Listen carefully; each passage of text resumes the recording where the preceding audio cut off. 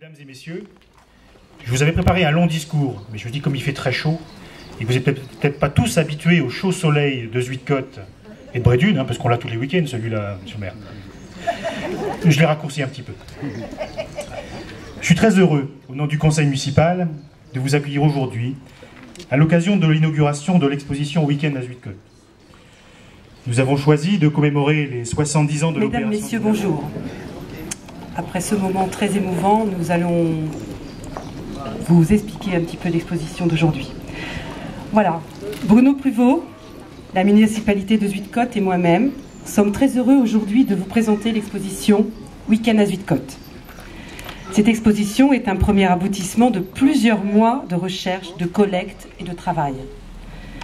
Zuidcote a toujours été fier d'avoir un roman puis un film si célèbre portant le nom de notre village. De nombreux Zuidcotois sont attachés à ce film de par son histoire, mais aussi de par leur participation lors de la réalisation de ce film d'Henri Verneuil en 1964. Aujourd'hui, à l'occasion des 70 ans de l'opération Dynamo, nous avons souhaité retracer cet événement en évoquant deux grands thèmes.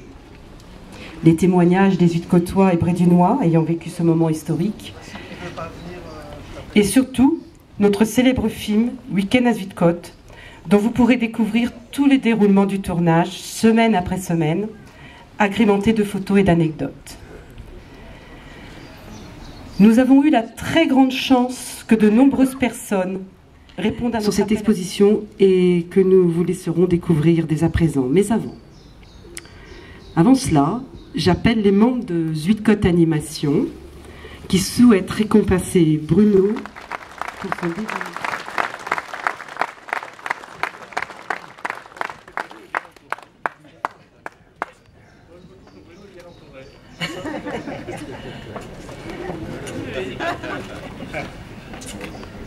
Il n'y a pas que des dames dans Zuidcote Animation.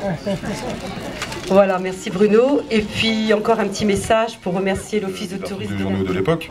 Donc ça, en fait, c'était juste de la retranscription. C'était long, c'est vrai que c'était long.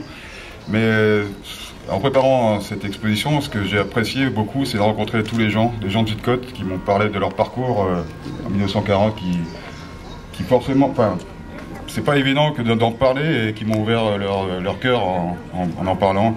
Monsieur Roland surtout, que je suis content qu'il soit reconnu aujourd'hui.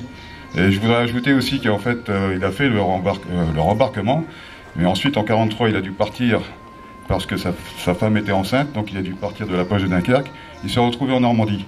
Et en Normandie, qu'est-ce qu'il est arrivé en 1944 les Américains, le débarquement.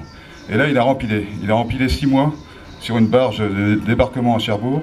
Il a encore fait des traversées pour amener le matériel des Américains en Normandie. Et voilà, donc il a fait un rembarquement et un débarquement, c'est vraiment exceptionnel. Et donc je suis content aussi des gens qui ont participé à mettre en place l'exposition, et que c'est mieux que je pensais, donc j'espère que vous allez apprécier aussi. Je vous remercie, je vous remercie tous.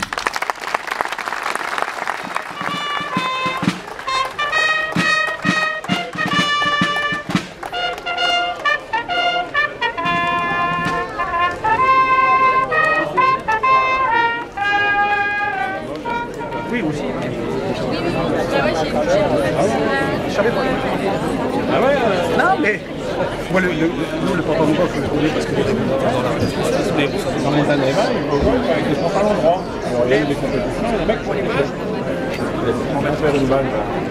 Non, on va faire ça ici. Une balle qui entre dans la poche, s'il la laisse tomber dans le pantalon, il a comment ça va.